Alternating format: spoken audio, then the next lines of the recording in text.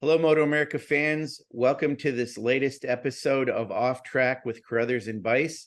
I think we're getting close to 250 here, but at any rate, I'm Sean Bice, the Bice in the Carruthers and Bice, and I'm joined today, as always, by our communications manager, Paul Carruthers, who's out in California. I'm in Central Ohio. Paul, almost up to 250. We're going to have to do another celebration of some kind, I think. Yeah, I think we should just celebrate every time we do one. I think you're right. I mean, just to get another one in the can is kind of a big deal. So, it's good, but we'll have another one next week, which will be video form when we're at the track. Those are always good because we've got cameras and mics and headphones, and it really works out well. Obviously, we don't have the capabilities to really do that when we're not in the same area, but there might be some things coming down. We're always tweaking things, it seems like. I mean, we've done that with, Paul, let's talk about this for a minute. We've done that with the press conferences. Man, you think about with our press conferences, holding a little iPhone steady while you were talking to people. Now it's really advanced. It's so much better than it was. Yeah, it's crazy. Before it was like, you were sitting there almost drawing pictures of us while we were doing it, and then showing those. But yeah, it's a lot different. The technology changes all the time, and it's we've got some help now from Audio Technica. Correct me on that. What's the name of the company? Audio Technica. Yeah, Audio Technica. But and that's helped a lot because their equipment's so awesome. It makes a big difference in the quality, and obviously the fans like it better. And we'll get to try that stuff out again. And like you said, do a video version from Pittsburgh. It looks like we're going to have JD Beach, which will be kind of exciting. Yeah, that'll be good. It's always good to have him on. And I don't know, Paul, are you thinking you might, I guess I'm going to telegraph this to you, but you think you might be doing maybe a beach break too while we're there? I mean, those were well received by the fans.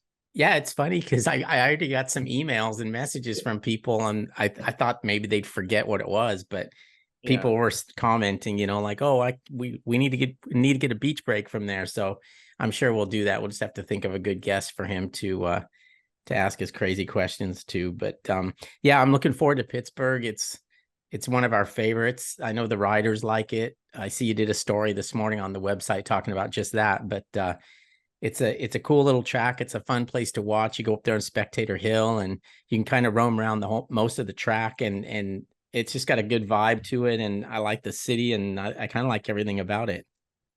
Yeah, I do too. It grows on you too. I mean, it was weird, maybe even for us, but maybe for the fans in the beginning, because we used to go to Mid-Ohio. Of course, I think we get a lot of that crowd there. I hear from a lot of people in Ohio, and Mid-Ohio is only 45 minutes from me, but this is only a few hours over to Pittsburgh, and I really like it. I mean, the layout of the track is fantastic, and as you mentioned that story I wrote, I got some quotes from some of the riders that, they just love it. And it's kind of like that among all the riders. One of the things I had to change up is originally we had 41 entries in Supersport and only 40 in Twins Cup. So Supersport had the most entrants, but I guess another one got added. And I don't think it's our guest that got added. I think he was on the list, but right now we've got a tie for the most entrants between Twins Cup and Supersport. And that makes sense because for sure Twins Cup has been real popular, and we're going to see an additional rider who hasn't been with our series since, I guess it was last year. He raced the last two rounds of last year. Spencer Humphreys from Jim Thorpe, Pennsylvania, which is up in the Poconos. And there's kind of an interesting story about that town that we can get into. We'll ask Spencer about it a little bit, but Spencer's raced off and on with us over the years. He probably more East Coast than anything.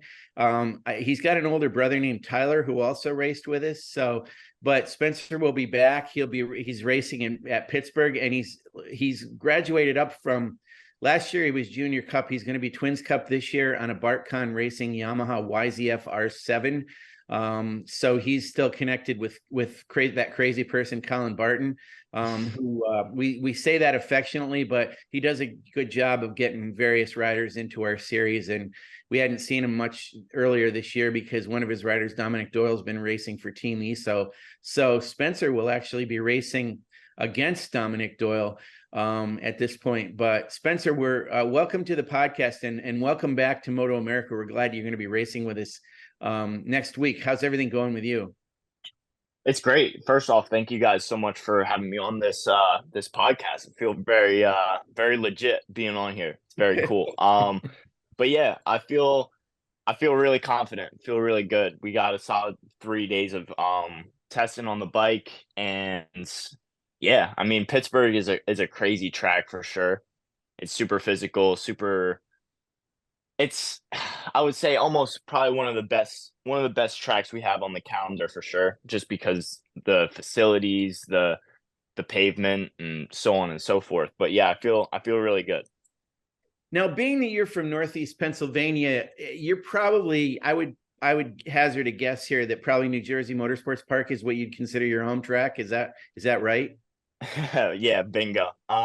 Yeah, Pittsburgh is about 5 hours from me, and Jersey's only about two. I Right. also yeah, and Jersey's where I really started my whole spiel, my whole career. NJ Mini GP. Um, I started there, and I was actually terrified of motorcycles up until that point. And I was like maybe 14, and Scott Stump, old Oh flat yeah. tracker. Yeah, yeah, Yep. yeah, Scott Stump.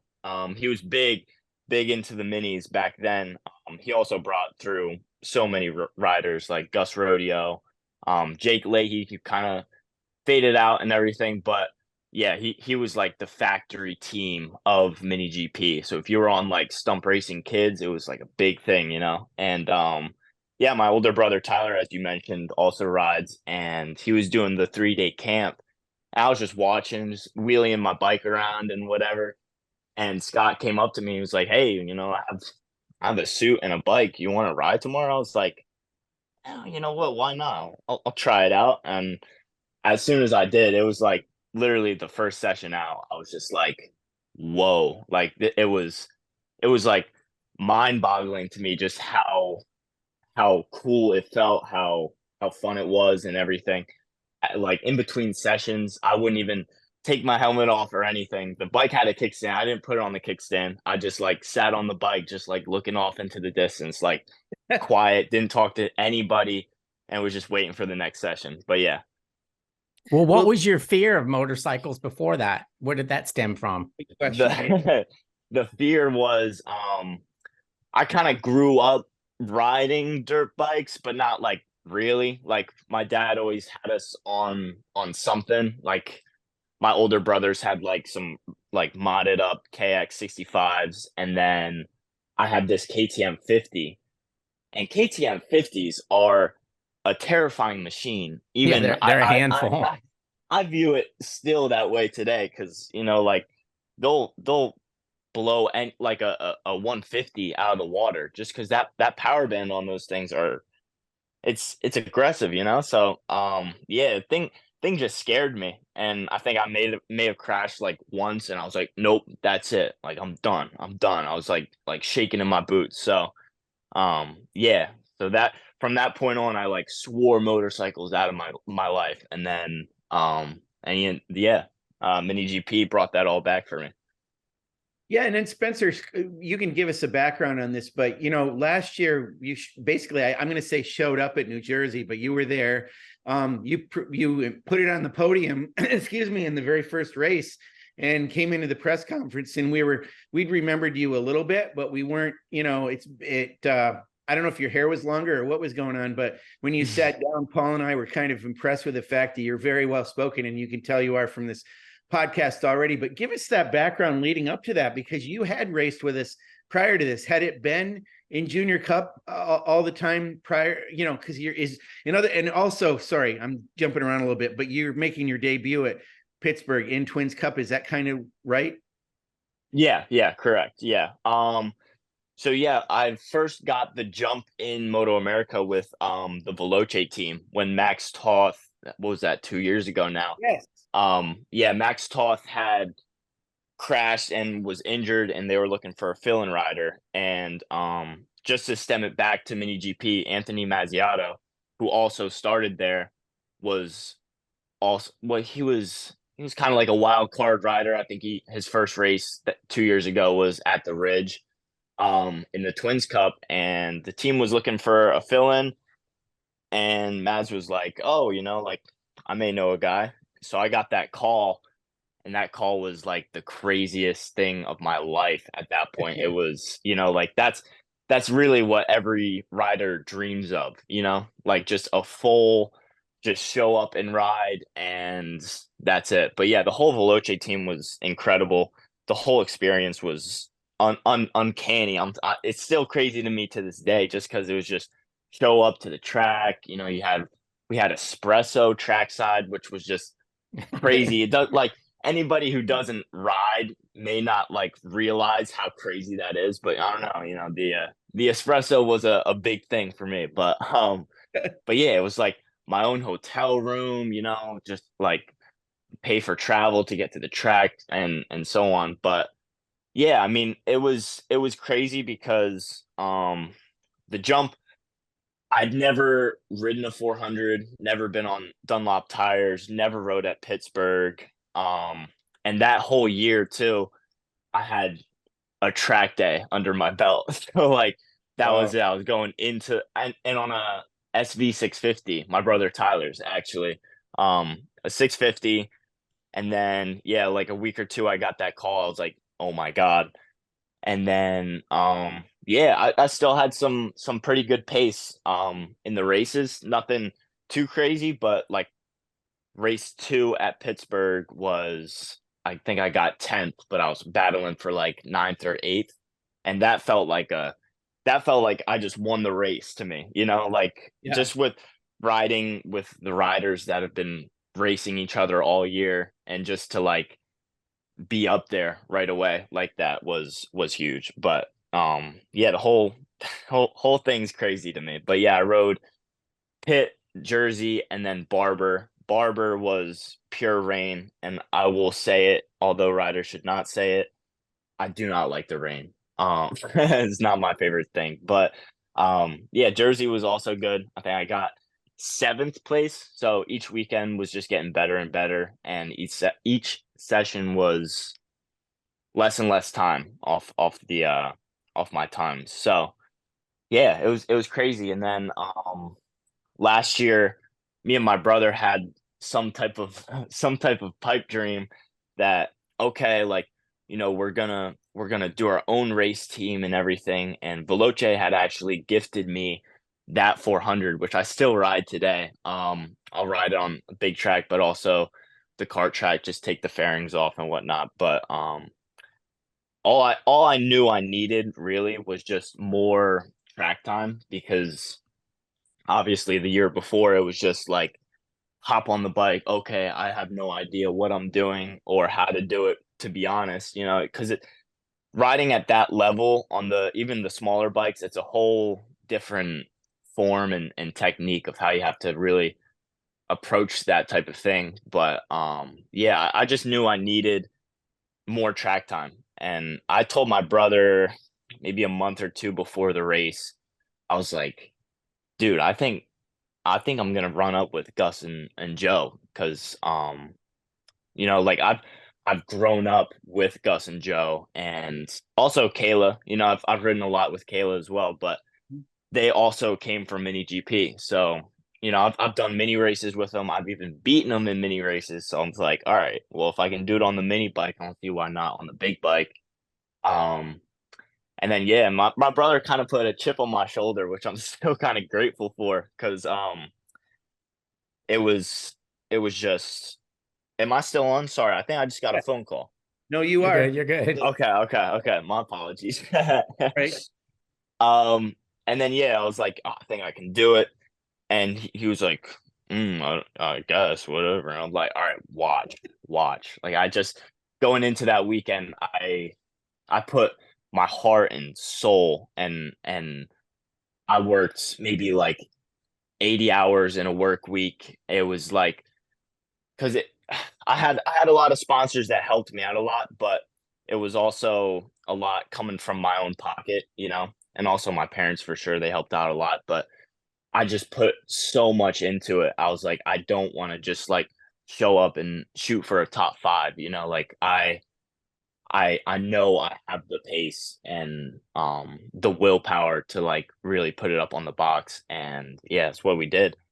And yeah, with the whole pipe dream thing too, we were like, yeah, we'll do our race team, da da da, and it was like a month or two before Jersey, and Tyler was like, all right, so how much money do you have? And I was like, oh, I was like, not enough. And he was like, "Wow, we can't do it. We can't do it." And I was like, "Oh my God." And then he was like, "Oh, well, we can get the ride with BartCon with Mike Scroney for, you know, X amount of dollars." So, um, right there, I said, "All right, fine, let's do it." And then, yeah, and then the rest is history. So that ride you had last year, that was on a, was that on a BartCon bike or your bike? That was the BartCon bike. Right. And then this year you're on an R7, which is that Dom Doyle's previous R7, or is it a different one? What is it exactly? It is the same bike that Dom was racing last year. Yeah. Okay. All right. So let's frame this a little bit so people understand. So this is interesting. You can explain this to us. Veloce Racing, when you raced for them, was Nobi Iso part of that team? Yeah, yeah. Okay. So you had a history with Nobi, and obviously Nobi Iso is now hooked up with Chuck Giacchetto and Westby Racing and Jock Moto Racing, and that's Dominic Doyle's racing for Nobi there.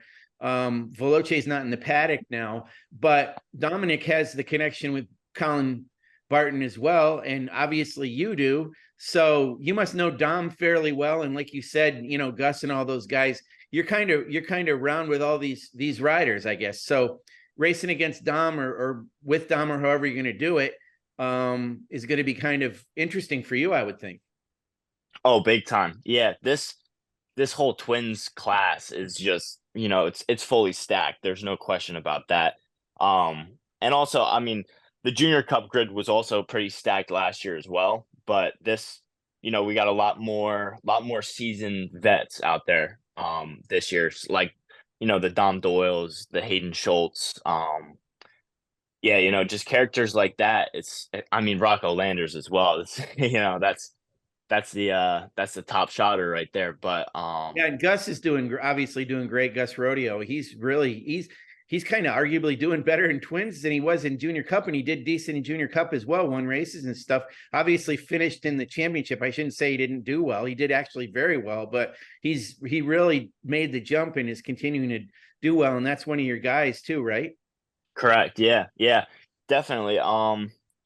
Yeah, I think it's kind of weird to say, but a while ago, I was like, you know, like I don't know, like my riding style, I really feel like it fits like a faster, you know, more horsepower, more torqueier bike, and I think you could almost say the same for Gus. Even when Gus was on the 400, just his style of riding it, it obviously worked out, but it was very aggressive, very like assertive. So like right then and there, I knew that Gus would obviously be up front like he is now.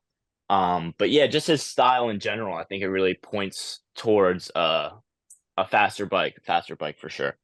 Yeah, you know, it's funny. That's good analysis, Spencer, because I couldn't really articulate what I meant by that. Because I mean, Gus had an amazing Junior Cup career, and I didn't mean to disparage him, but you're right. It's like, man, you know, he's really taken to like a duck to water with that Twins Cup bike, and I think you're right. That style. So that sounds like it's going to suit you pretty well at Pittsburgh next weekend, then. Oh, most definitely, most definitely.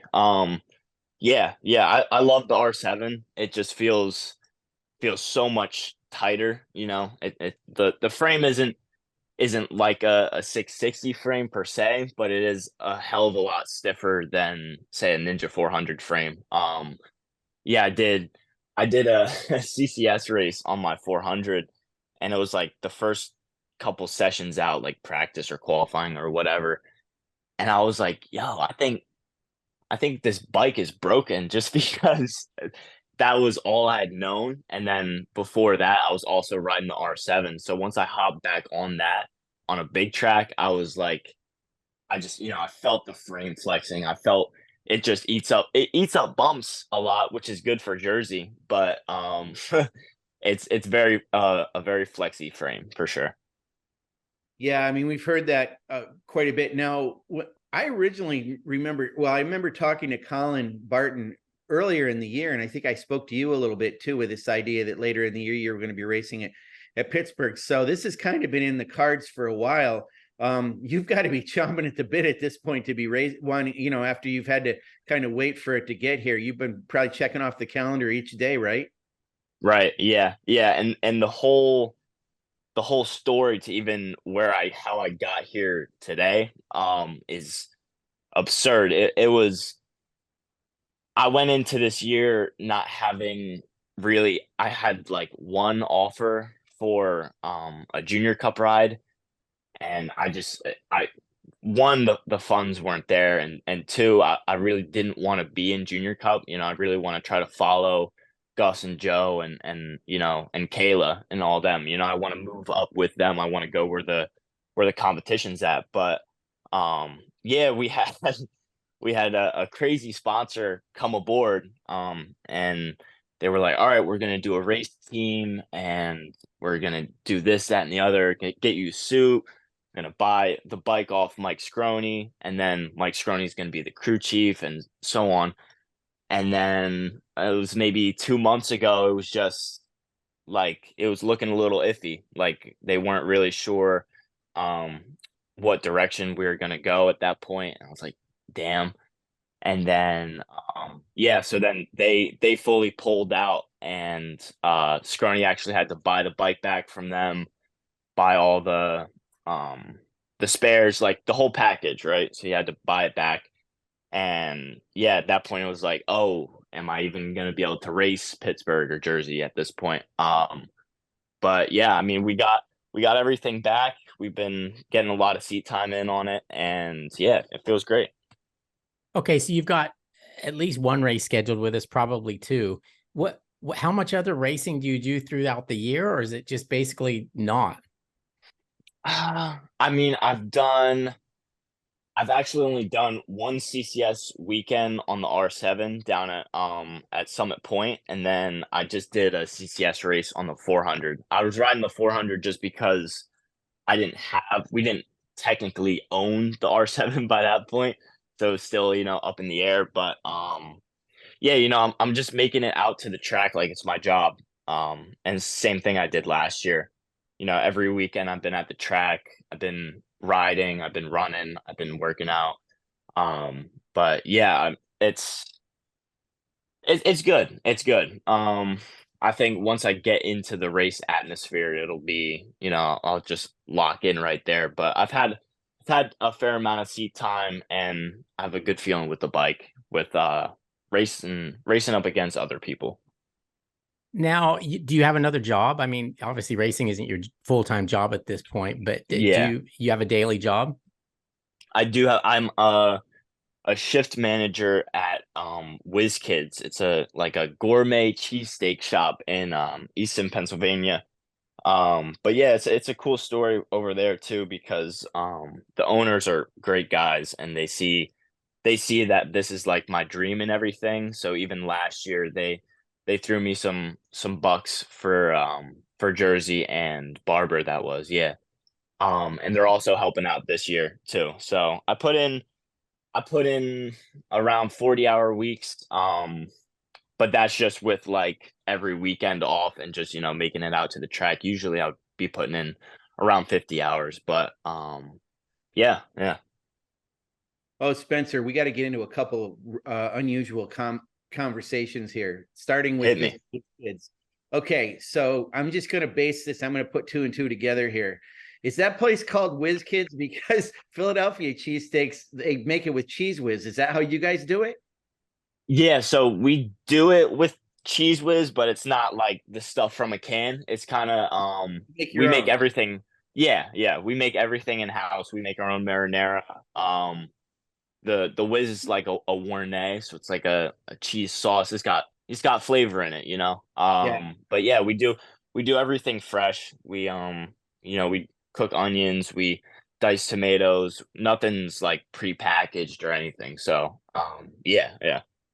That's cool. No, I thought I said, well, whiz kids. I immediately thought of cats, and you know how I know that's their specialty is that cheese whiz thing. So I figured with you being in Eastern Pennsylvania, that makes sense. Yeah. So, okay, here's something I got completely off the topic that I need to ask you about. You're from Jim Thorpe, Pennsylvania, which is fascinating to me for a couple of reasons. One of them, and this is if George Nisani or the Nisanis are listening down in Altus, Oklahoma, Jim Thorpe is from Oklahoma. He his I think originally the tribe of Indians that he was involved in, or Native Americans, was down in or was in Michigan, but they ended up going to Oklahoma, like the Choctaw Indians that the Nisanis are part of. So the interesting thing is he wasn't from Pennsylvania, but he went to Carlisle School, which was they called it in quote Indian school back in the day. It was kind of a college, but I guess you guys, it's been named Jim Thorpe kind of out of respect for him and the fact that he kind of, went to school in that area. But did you guys ever learn about Jim Thorpe, or do you know anything about him? Oh yeah, for sure. It's a rundown. You got to tell us. It's such a strange story because it's like he well the thing was he never even stepped foot in the town, you know, like he really didn't have any type of relation to the town. And when he died, I think what Jim Thorpe used to be called Mock Chunk. That's right. And the chunkers were like, no, like give us his body and we're gonna bury him in the town and then call it Jim Thorpe. I'm not sure exactly what the fascination. He was definitely a great athlete, don't get me wrong, but you know, just very, very odd because it's just like, oh yeah, like, you know, give me his body, we're gonna name this town after him and whatnot. But yeah, it's definitely strange. It's definitely strange. But when you were in school, did you guys ever learn about him, or was there anything in growing up where you were kind of taught to know some stuff? A little bit. I wasn't actually born in Jim Thorpe. I was born Oh, in New Hope, Pennsylvania, actually, and we moved here when I was what, 14. So I've lived here for about 6 years now. okay. And I was actually homeschooled up until sophomore year. So up until I was like 16. But yeah, yeah. So I didn't get like the elementary learning, like, oh, Jim Thorpe did this and so on. But my dad and mom actually own a trolley business. And my dad does like the trolley tours and everything like that. So he knows like the full history. If he was here, he would give you the full rundown for sure. But So you're from well, not kind of. I think you guys are in the Poconos, aren't you? yeah, yeah, I think it's like maybe on the border, but you know, if anyone asks, I'm like, yeah, I'm in the Poconos, you know. Do you ski or snowboard or any of that kind of stuff? Oh, big time. I'm a Yeah. big time skier. Big time skier. Yeah. I figured that area is really good for it, and there's a lot of places to go up there for sure. Yeah. Have you ever been to Pocono Speedway? Yeah, I actually do. When was I up there last? I did do a track day with Evolve maybe like a month or two ago. Super fun. We didn't do the banking or anything, but the whole facility is super cool. And it's just super cool too because it's like I'm 30 minutes away from the track. You know, usually it's like, oh, I have to drive a couple hours and you know I'm there all day and then I get home late. But it's real cool. The track's it's like a smaller track, but it's fast and it's a lot of fun. Well, this is where we have to defer to Uncle Paul about this, because I've actually never been to the track for a car race or a motorcycle race. But Paul, did you ever go to Pocono when you were at Cycle News? Yeah, I actually did. Real early, maybe 86 or 87. They still had they had an AMA Superbike National there. I just remember it being a bit sketchy, but I can't imagine what it's like now. But no, yeah, they used to race superbikes back there. The last time I was there, God, I remember like one of the things I remember was like John Kaczynski on an FCR 750. But so yeah, it was a long time ago. When I was reading up a little bit on Spencer, where did I come across something that had reference to Easton? Easton. I No, saw you too. maybe the Whiz Kids. I was living out in Easton last year with my older brother Tyler. Oh, okay. I saw that somewhere. I'm not sure where is that. Do they make the bats there? The bats. Baseball Yeah, Bats? bats? sporting goods, Do baseball. they? I don't Yeah. know. So that's Come on, my you got thing. to I don't know. study I'm this kind of, stuff. You got to come yeah, in I'm here and kind of tell us everything oblivious. about every town you've ever lived in. I had no idea they made bats. I know that they made I know about like the steel stacks and everything like that. I didn't know anything about Yeah, baseball bats. they make aluminum bats. I just have thought Yeah, maybe shoot. it kind of Yeah. makes sense because of the metal. Yeah, no, it adds up. It adds up. Well, yeah, and Carlisle isn't far from you either, right, Spencer? Carlisle. Oh, Carlisle is so that's about maybe 100 miles away. I kind of refer to that. That's actually where Jim Thorpe went to school at Carlisle. But the thing I know about Carlisle is they have a big car swap meet there every year. It's like the fairgrounds or Oh something. yeah. No, that's probably I would say maybe like 2 hours from me. Yeah. We passed through there on our way up to Pittsburgh. Okay. So when you get to Pittsburgh next week, is Colin going to be there as well? I'm not entirely sure. I think he said for sure that he'll be at the Jersey round, but I Okay. think he was on the fence if he was going to make it out to Pittsburgh or not. I got to touch base with him. I got to see. But Okay. yeah, That's not. it'd be good to have him. Yeah. So the other thing I want to ask you about is this weekend. There's a Wera endurance race there. Have you ever raced in Wera endurance or considered it, or would you like to? Oh, I would love to. I would Yeah. love to get onto like one of those weird teams for sure because I think it's a different discipline of racing, you know. It's not all about the lap times or whatever. It's just consistency and clicking off laps, but nothing's really ever come up, you know, no one's ever really needed a rider, but maybe I just got to put myself out there a little bit more.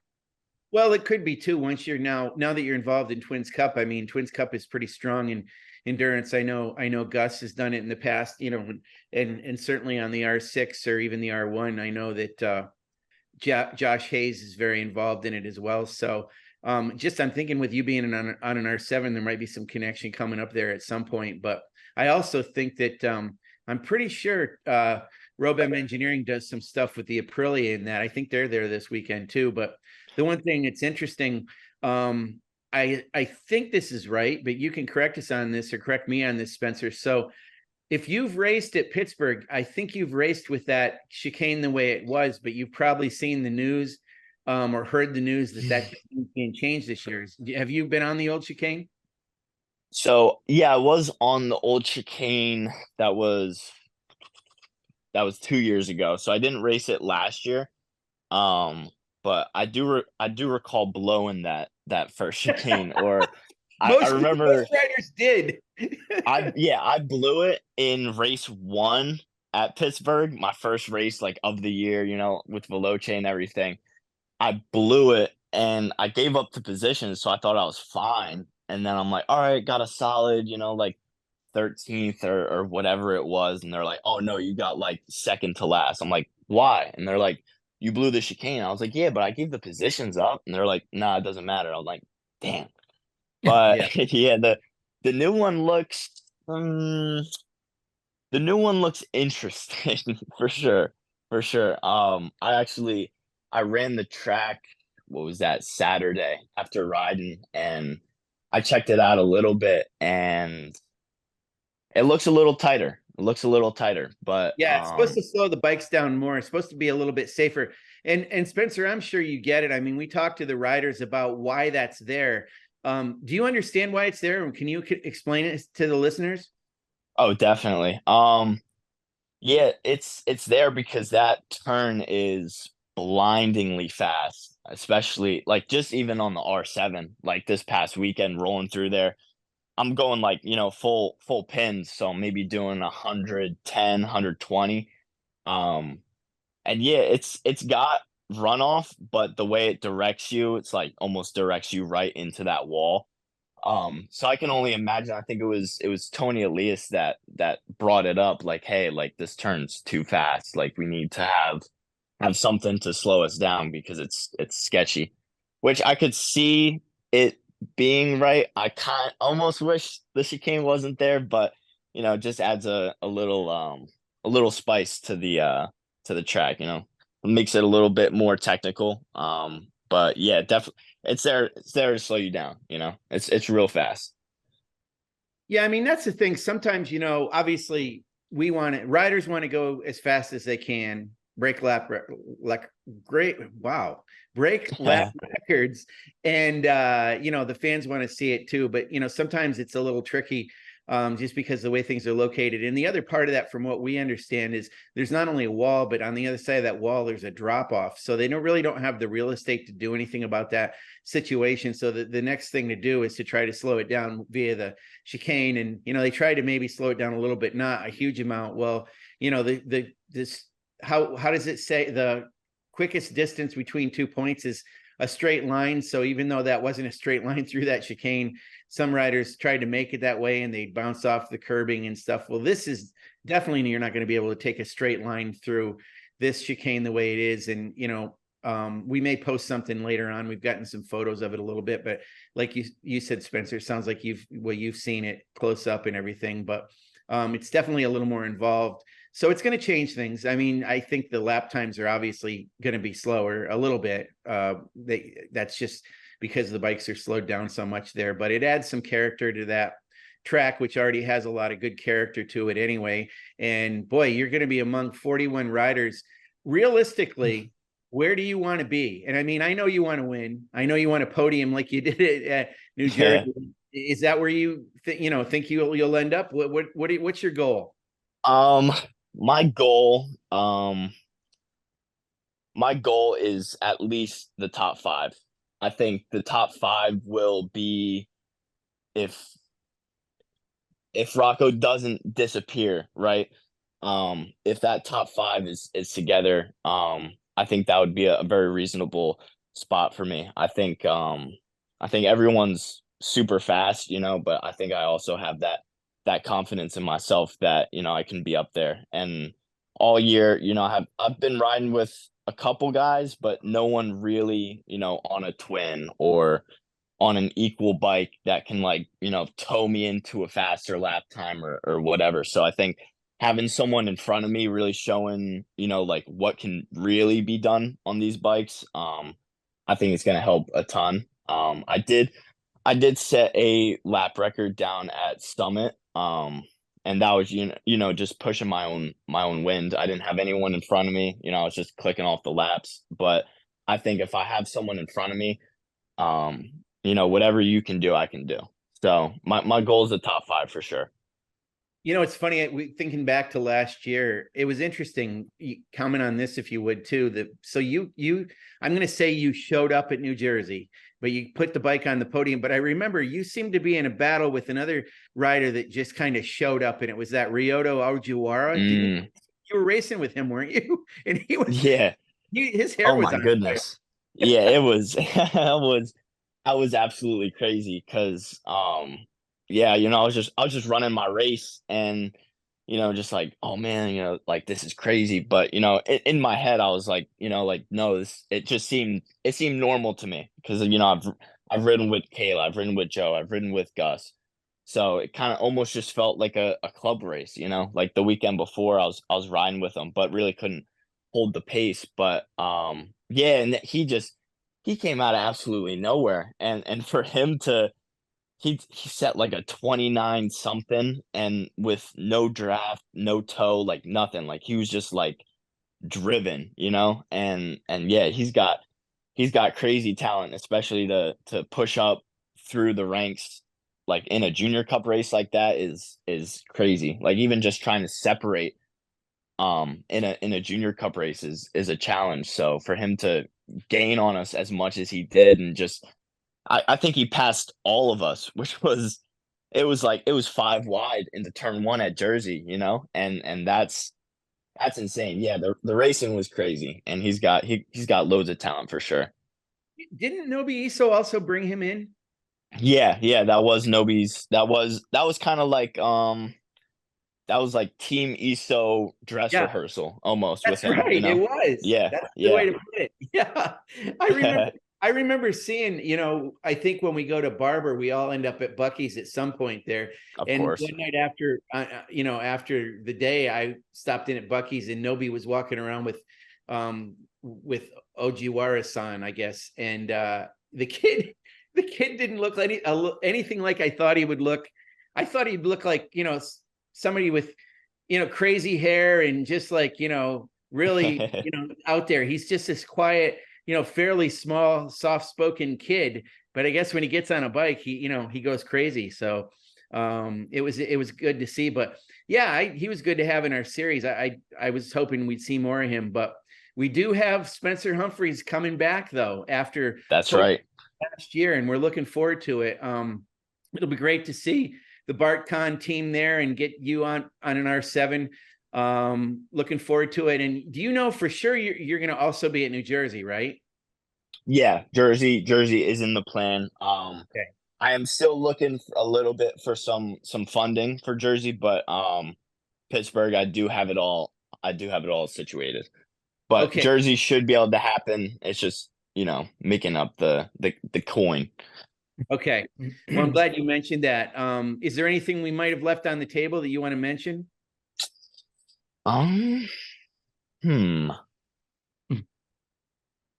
didn't mean to put you on Paul, the spot. actually, no, put me on the spot. Paul, I don't know much about you. So give me the rundown on you. Oh no, we don't have time for that. I'm switching. We don't have time for that. We need another podcast. This is what I'll do. Sean doesn't drink coffee, but I do. Okay. So I'll come by your pit and you can make an espresso for me and we can have a chat. How's that? I'll have to talk to Scrony. We got a Keurig. But All right. I think we got a deal. Whatever. I've drank worse than that. I know for a fact, staying in a recent Airbnb, that Paul did try their Keurig, so he's okay with that. Even if I'm good with that. Even if it's dishwater, I don't know. So anyway, thank you for being on with us. It's good to talk to you. We're looking forward to seeing you next week. So you're going to be among a group of 41 riders in the REV'IT Twins Cup class on a BartCon Racing YZF R7. And we wish you all sorts of luck, and we're looking forward to seeing you in the podcast, in the press conference, because you're so well spoken and we enjoy talking to you. So we want to get you in there and hear how you did in your race to get back on the podium again. So good luck with all that. Thank you guys very much. It was an honor to be on here. Yeah, thanks for joining us, and we'll see you down there. All right, thank you guys.